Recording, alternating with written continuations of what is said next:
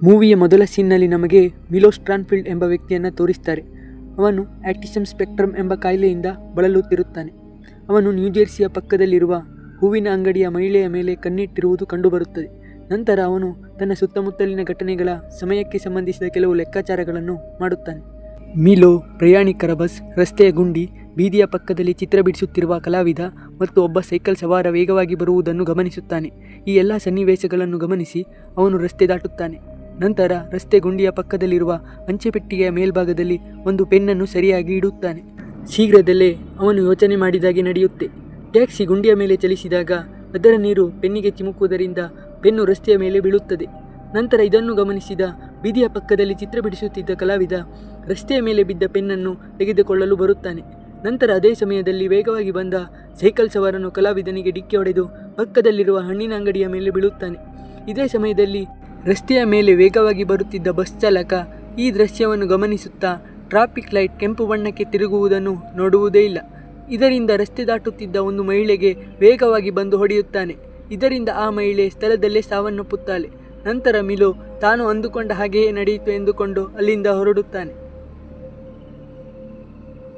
ನಂತರದ ಸೀನ್ನಲ್ಲಿ ನಮಗೆ FBI special agent ಆದ ಒಲಿವಿಯಾ ಡನ್ಹ್ಯಾಮ್ ಅವರನ್ನು ತೋರಿಸುತ್ತಾರೆ. ಇವಳು ಫ್ರಿಂಜ್ ಡಿವಿಷನ್ ಎಂಬ ಗೃಹ ಸುರಕ್ಷಾ ಇಲಾಖೆಯ ವಿಶೇಷ ಘಟಕದಲ್ಲಿ ಕೆಲಸ ಮಾಡ್ತಾ ಇರ್ತಾಳೆ. ಇವಳು ಕೆಲಸ ಮಾಡುತ್ತಿರುವ ಸಂಸ್ಥೆಯು ಅಸಾಮಾನ್ಯ ಘಟನೆಗಳ ಹಾಗೂ ಪ್ಯಾರಾನಾರ್ಮಲ್ ಘಟನೆಗಳ ತನಿಖೆಗೆ ಹೆಸರುವಾಸಿಯಾಗಿದೆ. ಅವಳ ಸಹೋದ್ಯೋಗಿ ಆಗಿರುವಂತಹ ತಂಡದ ಮೇಲ್ವಿಚಾರಕ ಚಾರ್ಲಿ ಅವಳನ್ನು ಸ್ವಾಗತಿಸುತ್ತಾನೆ. ನಂತರ ಸಂಸ್ಥೆಯ ಮುಖ್ಯಸ್ಥ ವಾಲ್ಟರ್ನೇಟ್ ಬಿಷಪ್ ಹಾಗೂ ಲ್ಯಾಬ್ ಸಹಾಯಕ ಫಿಲಿಪ್ ರೋಯ್ಲೆಸ್ ಇವರಿಬ್ಬರು ಒಲಿವಿಯಾ ಮರಳಿ ಬಂದಿರುವುದರ ಬಗ್ಗೆ ಚರ್ಚೆ ಮಾಡ್ತಾ ಇರ್ತಾರೆ. ಲ್ಯಾಬ್ ಸಹಾಯಕ ಫಿಲಿಪ್ ಇವಳು ನಿಜವಾದ ಒಲಿವಿಯಾ ಅಲ್ಲ, ಇವಳು ನಮ್ಮ ಕಂಪನಿಗೆ ಮೋಸ ಮಾಡಲು ಬಂದಿದ್ದಾಳೆ ಎಂದು ಹೇಳುತ್ತಾನೆ. ಆದರೆ ಸಂಸ್ಥೆಯ ಮುಖ್ಯಸ್ಥರಾದ ವಾಲ್ಟರ್ನೇಟ್ ಇದನ್ನು ನಂಬುವುದಿಲ್ಲ. ಇವಳೇ ನಿಜವಾದ ಒಲಿವಿಯಾ ಎಂದು ಅವನನ್ನು ಸುಮ್ಮನಿರಿಸುತ್ತಾನೆ. ನಂತರದ ಸೀನ್ನಲ್ಲಿ ನಮಗೆ ಚಾರ್ಲಿ ಈ ಹಿಂದೆ ನಡೆದ ಬಸ್ ಅಪಘಾತದ ಕುರಿತು ತಂಡಕ್ಕೆ ಮಾಹಿತಿ ನೀಡುತ್ತಾನೆ.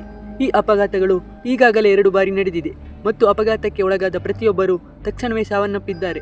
ಆದುದರಿಂದ ನಮ್ಮ ತಂಡ ತನಿಖೆಯನ್ನು ಪ್ರಾರಂಭಿಸಬೇಕೆಂದು ಹೇಳುತ್ತಾನೆ. ನಂತರ FBI ತಂಡದವರು ಘಟನೆ ನಡೆದ ಸ್ಥಳಕ್ಕೆ ಬಂದು ಪ್ರತ್ಯೇಕವಾಗಿ ಕ್ಲೂಗಳನ್ನು ಹುಡುಕಲು ಪ್ರಾರಂಭಿಸುತ್ತಾರೆ. ತನಿಖೆಯ ನೇತೃತ್ವ ವಹಿಸಿದ ಇನ್ನೊಬ್ಬ FBI ಏಜೆಂಟ್ ಲಿಂಕನ್ ಲೀ. ಅವನ ಮುಖದಲ್ಲಿ ಗಾಯದ ಗುರುತುಗಳು ಇರುತ್ತವೆ. ನಂತರ ಚಾರ್ಲಿ ಶವದ ಅಂಗಾಂಗಗಳ ಗುರುತಿನಿಂದ ಸಾವನ್ನಪ್ಪಿದ ವ್ಯಕ್ತಿಯ ವಿವರವನ್ನು ಪಡೆಯುತ್ತಾನೆ. ನಂತರ ಆ ಮಹಿಳೆಯ ಹೆಸರು ಜೂಲಿಯನ್ ಪಾಸ್ಟರ್ ಎಂದು ಪತ್ತೆ ಹಚ್ಚುತ್ತಾನೆ. ನಂತರ ಒಲಿವಿಯಾ ಬಸ್ ಚಾಲಕನನ್ನು ವಿಚಾರಣೆ ಮಾಡುತ್ತಾಳೆ. ಆತ ಇದುವರೆಗೂ ಒಂದು ಪಕ್ಷಿಯನ್ನಾಗಲಿ ಅಥವಾ ಪ್ರಾಣಿಯನ್ನಾಗಲಿ ಅಪಘಾತ ಮಾಡಿರಲಿಲ್ಲ. ಇನ್ನು ಲಿಂಕನ್ ಸುತ್ತಮುತ್ತಲಿನ ಕಾರಣಗಳ ಬಗ್ಗೆ ಪರೀಕ್ಷೆ ಮಾಡುತ್ತಾನೆ. ಆದರೆ ಅವನಿಗೆ ಯಾವುದೇ ಸುಳಿವು ಸಿಗುವುದಿಲ್ಲ.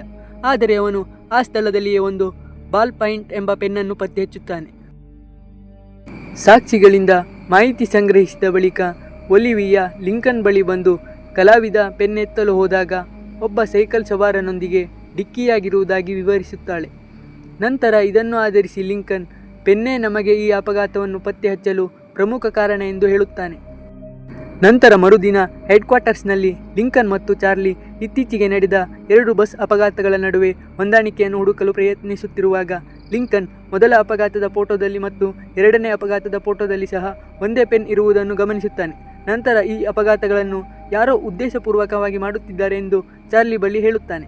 ನಂತರ ಅವರು ಫ್ರಿಂಜ್ ಏಜೆನ್ಸಿಯಾದ ಆಸ್ಟ್ರಿಡ್ ಹತ್ತಿರ ಈ ಘಟನೆಗಳ ಬಗ್ಗೆ ಹೇಳುತ್ತಾರೆ. ಆದರೆ ಆಸ್ಟ್ರಿಡ್ ಯಾವುದೇ ಮನುಷ್ಯನೂ ಕೂಡ 2 ಬಾರಿ ಒಂದೇ ರೀತಿಯ ಘಟನೆಗಳನ್ನು ಮಾಡಲು ಸಾಧ್ಯವಿಲ್ಲ ಎಂದು ಹೇಳುತ್ತಾಳೆ. ಇವರ ವಾದದ ನಡುವೆ ಇದೇ ರೀತಿಯ ಮತ್ತೊಂದು ಬಸ್ ಅಪಘಾತ ಸಂಭವಿಸುತ್ತದೆ. ಘಟನೆ ನಡೆದ ಸ್ಥಳಕ್ಕೆ FBI ಏಜೆಂಟರು ತಕ್ಷಣ ಹೋಗುತ್ತಾರೆ. ಆದರೆ ಈ ಬಾರಿ ಅಪಘಾತಕ್ಕೊಳಗಾದ ವ್ಯಕ್ತಿಗಳು ಜೀವಂತವಾಗಿರುತ್ತಾರೆ. ಪಕ್ಕದಲ್ಲಿದ್ದವರನ್ನು ಪ್ರಶ್ನಿಸಿದಾಗ ನಾಯಿಯೊಂದು ಇದ್ದಕ್ಕಿದ್ದಂತೆ ಬಸ್ಗೆ ಅಡ್ಡ ಬಂತು ಎಂದು ಹೇಳುತ್ತಾರೆ.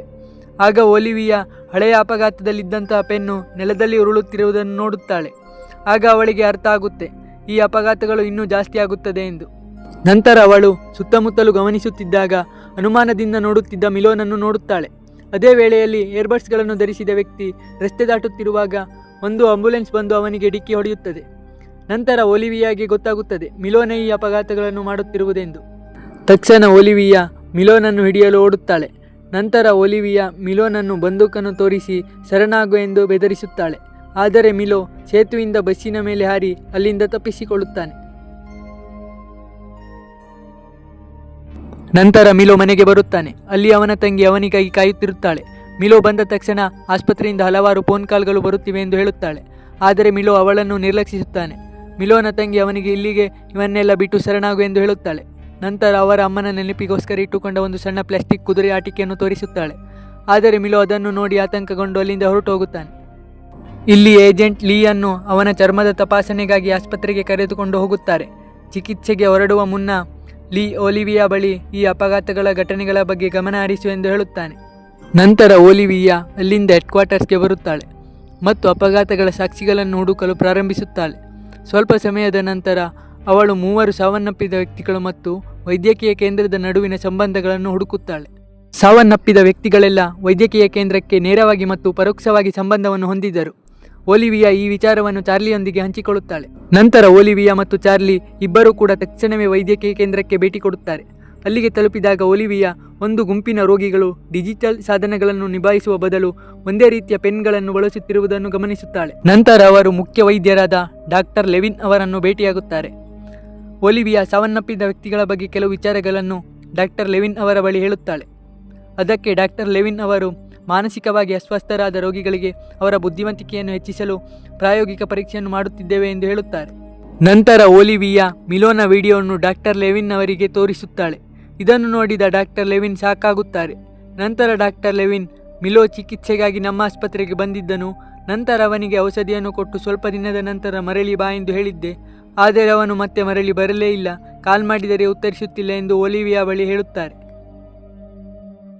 ನಂತರ FBI ಏಜೆಂಟರುಗಳು ಮಿಲೋನ ಸಹೋದರಿಯ ಬಗ್ಗೆ ತಿಳಿದುಕೊಂಡು ಅವಳನ್ನು ಭೇಟಿ ಮಾಡಲು ನಿರ್ಧರಿಸುತ್ತಾರೆ.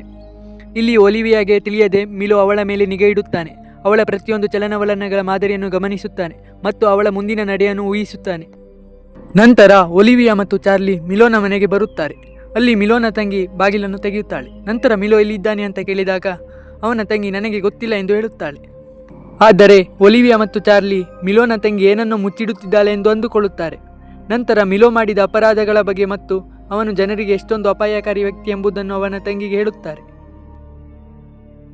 ಇದರಿಂದ ಮಿಲೋನ ತಂಗಿ, ನನ್ನ ಅಣ್ಣನು ಅನೇಕ ಘಟನೆಗಳ ಪರಿಣಾಮಗಳನ್ನು ಅತ್ಯಂತ ಸೂಕ್ಷ್ಮವಾಗಿ ಊಹಿಸಬಹುದಾದ ಶಕ್ತಿಯನ್ನು ಹೊಂದಿದ್ದಾನೆ, ಅವನ ಏಕಾಗ್ರತೆಯನ್ನು ಒಂದು ಕುದುರೆ ಆಟಿಕೆಯಿಂದ ಮುರಿಬಹುದು ಎಂದು ಹೇಳಿ ಮಿಲೋ ಇರುವ ವಿಳಾಸದ ಚೀಟಿಯನ್ನು ಅವರಿಗೆ ಕೊಡುತ್ತಾಳೆ. ನಂತರ ಒಲಿವಿಯಾ, ಚಾರ್ಲಿ ಮತ್ತು ಆಸ್ಟ್ರಿಡ್ ಈ 3 ಜನ ಸೇರಿ ಮಿಲೋನ ಹಿಡಿಯಬೇಕೆಂದು ನಿರ್ಧರಿಸುತ್ತಾರೆ. ಆದರೆ ನಾವು ಯಾವುದೇ ಯೋಜನೆಯನ್ನು ಮಾಡಿದರೂ ಮಿಲೋಗೆ ಮುಂಚಿತವಾಗಿಯೇ ಗೊತ್ತಾಗುತ್ತದೆ ಎಂದುಕೊಂಡು ಅವರು ಯಾವುದೇ ಫೋರ್ಸ್ ಇಲ್ಲದೆ ನೇರವಾಗಿ ಮಿಲೋ ಇರುವ ಜಾಗಕ್ಕೆ ಹೊರಡುತ್ತಾರೆ.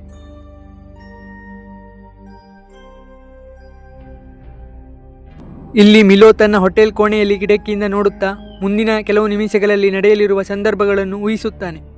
ಅವನು ಅಂದುಕೊಂಡ ಹಾಗೆ ಒಲಿವಿಯಾ ಮತ್ತು ಚಾರ್ಲಿ ಆಗಮಿಸುತ್ತಾರೆ. ಅವರು ಮಿಲೋನ ಹುಡುಕಲು ಪ್ರಾರಂಭಿಸುತ್ತಾರೆ. ಮಿಲೋ ಆಮ್ಲಜನಕದ ಮಟ್ಟ ಕಡಿಮೆ ಇರುವ ಪ್ರದೇಶದ ಕಡೆಗೆ ಓಡುತ್ತಾನೆ, ಏಕೆಂದರೆ ಅಲ್ಲಿ ಒಲಿವಿಯಾ ಉಸಿರುಗಟ್ಟುವುದಂತೆ ಮಾಡುವುದಾಗಿ ಮತ್ತು ಸಿಮೆಂಟ್ ಇಟ್ಟಿಗೆಗಳ ರಾಶಿಯೊಂದು ಅವಳ ಮೇಲೆ ಬೀಳುತ್ತದೆ ಎಂಬ ಲೆಕ್ಕಾಚಾರದಿಂದ. ಆದರೆ ಒಲಿವಿಯಾ ಆಮ್ಲಜನಕದ ಮಟ್ಟ ಕಡಿಮೆ ಇರುವುದನ್ನು ಗಮನಿಸದೆ ನೇರವಾಗಿ ಆ ಪ್ರದೇಶದ ಮೂಲಕ ಓಡುತ್ತಾಳೆ ಮತ್ತು ಸಿಮೆಂಟ್ ಇಟ್ಟಿಗೆಗಳಿಂದ ತಪ್ಪಿಸಿಕೊಳ್ಳುತ್ತಾಳೆ. ಇದರಿಂದ ಮಿಲೋನ ಲೆಕ್ಕಾಚಾರ ತಪ್ಪಾಗುತ್ತದೆ. ನಂತರ ಅವನು ಒಲಿವಿಯಾ ಹತ್ತಿರ ಸಿಕ್ಕಿಕೊಳ್ಳುತ್ತಾನೆ. ಅವಳು ಅವನನ್ನು ಬಂಧಿಸುತ್ತಾಳೆ. ಆದರೆ ಆ ಸಮಯದಲ್ಲಿ ಒಲಿವಿಯಾ ಆಮ್ಲಜನಕದ ಕೊರತೆಯಿಂದ ಅಸ್ವಸ್ಥಳಾಗುತ್ತಾಳೆ. ಆದರೆ ಸರಿಯಾದ ಸಮಯಕ್ಕೆ ಚಾರ್ಲಿ ಬಂದು ಆಕ್ಸಿಜನ್ ಮಾಸ್ಕ್ ಅನ್ನು ನೀಡುತ್ತಾನೆ. ನಂತರ ಒಲಿವಿಯಾ ಮಿಲೋನ ತಂಗಿಯನ್ನು ಆಸ್ಪತ್ರೆಗೆ ಕರೆದುಕೊಂಡು ಬರುತ್ತಾಳೆ. ಅಲ್ಲಿ ಮಿಲೋ ಒಂದು ಕಂಪ್ಯೂಟರ್ ಜೊತೆ ಸಂವಹನ ಮಾಡುತ್ತಿರುವುದನ್ನು ನೋಡುತ್ತಾರೆ. ಡಾಕ್ಟರ್ ಅವರು ಹೇಳಿದಂತೆ IQ ಹೆಚ್ಚಿಸುವ ಔಷಧಿ ಮಿಲೋನ ಮೆದುಳಿಗೆ ಪರಿಣಾಮ ಬೀರುವುದರಿಂದ ಅದನ್ನು ಹಿಂತೆಗೆದುಕೊಳ್ಳಲು ಆಗುತ್ತಿಲ್ಲ. ಈಗ ಅವನ ಬುದ್ಧಿಶಕ್ತಿ ಇನ್ನಷ್ಟು ಹೆಚ್ಚಾಗಿದೆ. ಅವನ ಯೋಚನೆಗಳನ್ನು ಅರ್ಥ ಮಾಡಿಕೊಳ್ಳುವುದು ಯಂತ್ರಗಳಿಗೆ ಮಾತ್ರ ಸಾಧ್ಯ ಎಂದು ಒಲಿವಿಯಾ ಮಿಲೋನ ತಂಗಿಗೆ ಹೇಳುತ್ತಾಳೆ. ಈ ಸುದ್ದಿಯನ್ನು ಕೇಳಿ ಮಿಲೋನ ತಂಗಿ ದುಃಖದಿಂದ ಮಿಲೋನ ಬಳಿಗೆ ಹೋಗಿ ಆ ಸಣ್ಣ ಕುದುರೆಯ ಆಟಿಕೆಯನ್ನು ಅವನ ಮುಂದೆ ಇಡುತ್ತಾಳೆ. ಇಲ್ಲಿಗೆ ಈ ಮೂವಿ ಮುಗಿಯುತ್ತೆ.